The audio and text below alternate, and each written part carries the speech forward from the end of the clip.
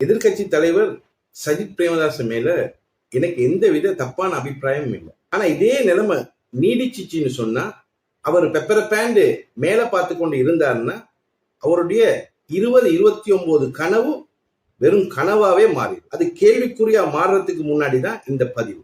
ஏன் இதை சொல்றேன்னு சொன்னா, நேத்து லஞ்ச ஒழிப்பு துறையால சஜித் பிரேமதாசுடைய வலது கை அப்படின்னு சொல்லக்கூடிய சரித் அபேசிங்க, நீங்க எல்லாரும் அவரை தொடர்ச்சியா பார்த்திருப்பீங்க. அவரு தற்போதைய அரசாங்கத்தை கூட கேலி கூத்தா பேசக்கூடியவர். அவர் அதிரடியா கைது செய்யப்பட்டிருக்கிறார். அவரோட சேர்த்து இன்னும் 2 பேர் கைது செய்யப்பட்டிருக்கிறாங்க.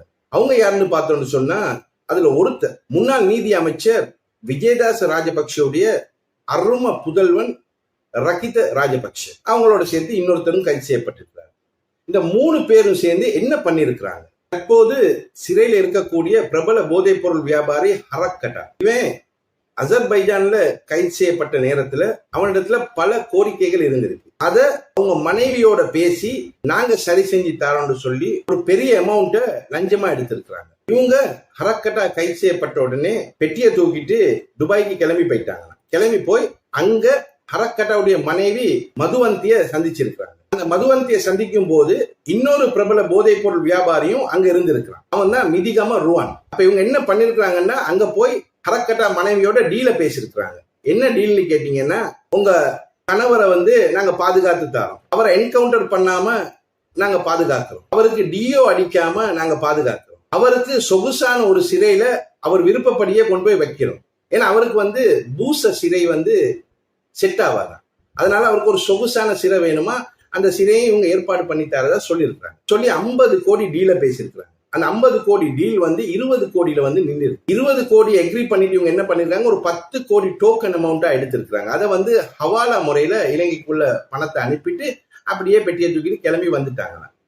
கொஞ்ச நாள்ல இன்னொரு 2 கோடியையும் அவன் மனைவி கிட்ட இருந்து எடுத்திருக்கிறாங்க. ஆனா வேலையை செஞ்சு கொடுத்தில்லை. இந்த கதைக்குள்ள இவங்க இன்னும் 2 பேரை கொண்டு சேர்க்கிறாங்க. முன்னாள் சீனியர் டிஐஜி தேசபந்து தென்னகோன், ரணில் மைத்ரி அரசாங்கத்துல அன்னைக்கு இருந்து வந்தவர் தான் முன்னாள் அமைச்சரும் பொது செயலாளருமான டிரான் அலஸ். இவங்க 2 பேரும் இந்த கதைக்குள்ள வராங்க. எதிர்காலங்கள்ல அவங்களும் கைது செய்யப்படுவாங்களா இல்ல கேள்விக்கு ஆளாக்கப்படுவாங்களான்றது பொறுத்திருந்து தான் பார்க்கணும். நான் என்ன கேட்கிறேன்னு சொன்னா, சஜித் பிரேமதாச கூட்டம் ஒரு நேர்மையான அரசியலை பண்ணி கொண்டு போகக்கூடிய பிம்பங்கள் இருக்கு. அப்ப அந்த கட்சிக்குள்ள இந்த மாதிரி தருதலைகள் இருந்துச்சுன்னு சொன்னா அவங்களுடைய கட்சி எந்த இடத்துக்கு தள்ளப்படும்? இப்ப இந்த சரித்துன்னு சொல்லக்கூடியவர் ஒரு முக்கியமான பொறுப்புல இருந்தவர். சஜித் பிரேமதாசுடைய டிஜிட்டல் ஊடக பிரிவுக்கு பொறுப்பா இருந்தாரு. அதுக்கு மேல சொல்லணும்னு சொன்னா ஹொரண சட்டமன்ற தொகுதியுடைய ஒருங்கிணைப்பாளர். அப்ப இவ்வளவு பெரிய ஒரு பொறுப்பை வச்சுக்கொண்டு அந்த பொறுப்பை துஷ்பிரயோகம் பண்றது எவ்வளவு பெரிய ஒரு குற்றமான செயல். அதுக்கு அடுத்து நாம பார்த்தோம்னு சொன்னா, சஜித் பிரேமதாஸ் அவர்களுடைய கட்சியில ஸ்டார் பேச்சாளர் நாடாளுமன்ற உறுப்பினர் முஜிபுர் ரஹ்மான்,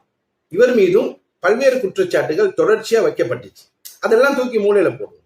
ஆனா இப்போ ஒரு குற்றச்சாட்டு தற்போதைய ஜனாதிபதியாலேயே டைரக்டா வைக்கப்பட்டிருக்கு. அது என்னன்னு கேட்டீங்கன்னா, சிறைக்குள்ள இருந்து வரக்கூடிய ஒரு போதைப் பொருள் வியாபாரியோட 92 தடவை போன்ல பேசியிருக்கிறார். அவர் இவருக்கு போன் பண்ணிருக்காரு, இவர் அவருக்கு போன் பண்ணிருக்காரு. இதுதான் கதை. அதை நான் குத்தம்னு சொல்லல. இவர் நாடாளுமன்ற உறுப்பினர், இவருக்கு ஒரு நீண்ட அரசியல் பயணம் இருக்குது, இவர் பலரோடையும் பழகி இருக்கலாம், இவருக்கு பலரும் நண்பர்களா இருந்திருக்கலாம். ஏன்னா இவர் கொழும்பை தான் மையப்படுத்தி இவருடைய அரசியல் பயணத்தை அன்னையில இருந்து இதுவரையுமே கொண்டு போகக்கூடியவர். அப்ப போதைப் பொருள் வியாபாரிகளா இருக்கட்டும், அவனா இருக்கட்டும், இவனா இருக்கட்டும், எவன் வேணாலும் இவரோட தொடர்பு இருக்கு. அவன் இவருக்கு பேசியிருக்கலாம். அப்ப இவருக்கு அதை கதையா சொல்லலாம்.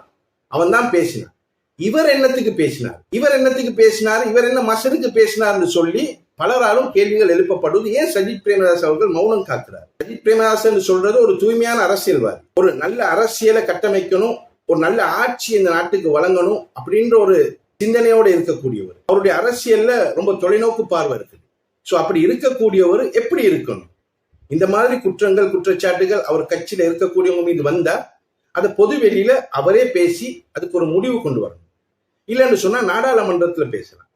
இவங்க மீது இப்படி குற்றச்சாட்டுகள் வைக்கப்பட்டு இருக்குது, நான் இவங்களை தற்காலிகமா பணி நீக்கம் செய்யறேன், இல்லைன்னா அவங்களுக்கு கொடுக்கக்கூடிய பொறுப்புகள்ல இருந்து அவங்களை ஒதுக்கி வைக்கிறேன். அவங்க என்னைக்கு குற்றமற்றவங்க சொல்லி நிரூபிக்கிறாங்களோ அன்னைக்கு அவங்களுக்கு அவங்களுடைய பதவிகளை நான் திரும்ப கொடுக்குறேன்னு சொல்லி சொல்லணும். அப்படி இல்லாம சஜித் பிரேமதாஸ் அவர்கள் மௌனம் காத்தாருன்னா அவரு எதிர்கால அரசியல்ல ஒரு கேள்விக்குறியா நிச்சயமா மாறுவார். எனக்கு விஜயதாஸ் ராஜபக்ஷ மீது எந்தவித நல்ல அபிப்பிராயம் இல்லை. அவன் எக்கேடு கெட்டு போனாலும் எனக்கு அதுல தேவையும் இல்லை. என்று சொன்னா அவர் முஸ்லிம் அரசியல் அடியோடு அழிக்கப்படணும் அப்படின்ற ஒரு கனவுக்குள்ள இருந்தவர். அதே மாதிரி முஸ்லிம்கள் பிரச்சனைக்குள்ள தள்ளப்பட்ட ஒரு அழகான அரசியலை செய்யலான்ற ஒரு கேவலமான சிந்தனைக்குள்ள இருந்த தண்ணிப்பாம்பு ரூபத்தில் இருக்கக்கூடிய ஒரு நாகப்பாம்பு. அதனால அவர் மீது எனக்கு எந்த ஒரு நல்ல அபிப்பிராயம் இல்லை. அதனால அவரு முதல கண்ணீர் வடிக்கிறத பத்தியோ இல்ல அவருடைய மகனை பத்தியோ நான் பேச விரும்பல. அவன் செஞ்ச குற்றங்களுக்கு தண்டனை அனுபவிச்சு தான் தீரணும். இது மாதிரி பல்வேறு குற்றவாளிகள் இன்னும் சட்டத்தின் பிடியில இருந்து தப்பிக்க முடியாது. அதை எல்லாரும் மனசுல வச்சுக்கணும். ஏன்னா தற்போதைய அரசாங்கம் மெதுவா தான் அழகா காய்களை நகர்த்தி வரும். கொஞ்சம் பொறுத்து இருந்து தான் பார்க்கணும். சஜித் பிரேமதாஸ் அவர்கள் அவருடைய பயணத்துல கொஞ்சம் மாற்றங்களை செஞ்சு கொண்டான்னு சொன்னா அவருடைய எதிர்கால அரசியல் ரொம்ப அழகா மாறுறதுக்குரிய வாய்ப்புகள் இருக்கு. 2019ஆம் ஆண்டு தேர்தலை சஜித் பிரேமதாஸ் அவர்கள் சந்திக்கும் போது வெற்றி எனக்கு தான் அப்படின்ற உறுதியான நம்பிக்கையில இருந்தாரு. எதிரியுடைய பலத்தை அன்னைக்கு அவர் எடை போடல. கோட்டாபய ராஜபக்ஷ முட்டாள் தான் அவர் முன்னாடி இருந்தா கூட அவருடைய ஸ்டேஜை கலர்ஃபுல் பண்ணாரு, குண்டை வெடிக்க வச்சு நாட்டுக்குள்ள வன்மத்தை தூண்டி இவர் வந்தாதான் ஒரு முடிவு கிடைக்கும் அப்படின்ற ஒரு பிம்பத்தை உருவாரு. ஆனா சஜித் பிரேமதாச வேற விதமா இவன் ஒரு முட்டாள் தானே, இவனோட ஈஸியா மோதிடலாம் அப்படின்னு சொல்லி அன்னைக்கு இருந்துட்டார். அன்னைக்கு அவருடைய கட்சியில பல்வேறு குற்றச்சாட்டுகள் இருந்துச்சு. தேர்தலை ஜெயிக்கிறதுக்கு முன்னாடி அந்த பதவி எனக்கு இந்த பதவி உனக்குன்னு சொல்லி ஒவ்வொருத்தர் சண்டை போட்டு கொண்டாங்க. அதை அவர் அன்னைக்கு சரி செய்யல. அவருடைய மனைவி தேர்தலுக்காக கிடைக்கப்பட்ட நிதிகளை துஷ்பிரயோகம் பண்ணினாங்க. அதை அவர் தட்டி கேட்கல. 2019 தேர்தல்ல தோத்த உடனே அவர் வனவாசம் போனார். அது அவர் செஞ்ச பெரிய ஒரு தப்பு. அவர் என்ன பண்ணிருக்கணும்னு கேட்டா 2015 மஹிந்த ராஜபக்ஷ ஒரு பாடத்தை கற்பிச்சு கொடுத்தாரு. தோல்வி அடைஞ்சு வீட்டுக்கு போகும்போது ஒரு தூண்ல தனது கையை வச்சுக்கொண்டு என்ன சொன்னார்னா, என்ன முஸ்லிம்களும் தமிழர்களும் தோக்கடிச்சிட்டாங்க, அது அன்னைக்கு அவர் போட்டு அடித்தார். அதை சஜித் போட மறுத்துட்டார். உடனே வனவாசம் போயிட்டார். அவர் செஞ்ச மிகப்பெரிய தவறாதான் பார்க்கப்படும். அதுக்கு அடுத்து 2019 செஞ்ச தவற திரும்ப 24 செஞ்சார். அப்ப இவருடைய அரசியல் பார்வை ரொம்ப குறைவா தான் இருக்கு. வெற்றின்னு சொன்ன வார்த்தை அது எட்டா கனியாவே அவருக்கு போயிடுச்சு. அவரு கனவு உலகத்திலே அன்னையிலிருந்து இதுவரையுமே வாழ்ந்து வராரு. இனிமேலும் அவர் அப்படி வாழக்கூடாதுன்றதுதான் என்னுடைய அன்பான ஒரு வேண்டுகோள். அவர் 2024 தேர்தலை கூட ரொம்ப எளிதா கணக்கு போட்டார். தன்னுடைய எதிரியுடைய பலத்தை கூட அவரால் யூகிக்க முடியல. அதனாலதான் அவருக்கு பெரும் தோல்வி வந்து சேருச்சு. அது மட்டும் இல்லாம நம்ம தனிச்சு நின்று எதையும் சாதிக்கலாம் அப்படின்ற ஒரு குறிக்கோள் அவர் இருந்து வரக்கூடியவர். கொஞ்சம் ஈகோ அவரிடத்துல இருக்கு. அதை கொஞ்சம் மாற்றி அவர் கொஞ்சம் பிளெக்சிபிளா மாறணும். அரசியல்ல எல்லாமே சகஜம் தானே.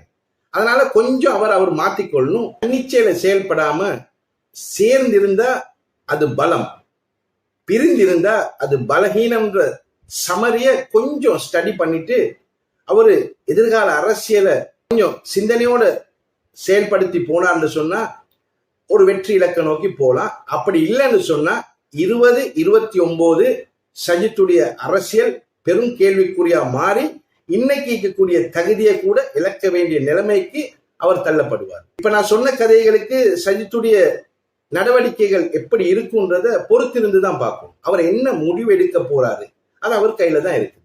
அதனால நாங்க கொஞ்சம் பொறுத்திருந்து பார்ப்போம். மீண்டும் சந்திப்போம். யாப்பேரை நேர்வழிப்படுத்தணும். அஸ்ஸலாமு அலைக்கும் வரஹ்மத்துல்லாஹி தஆலா.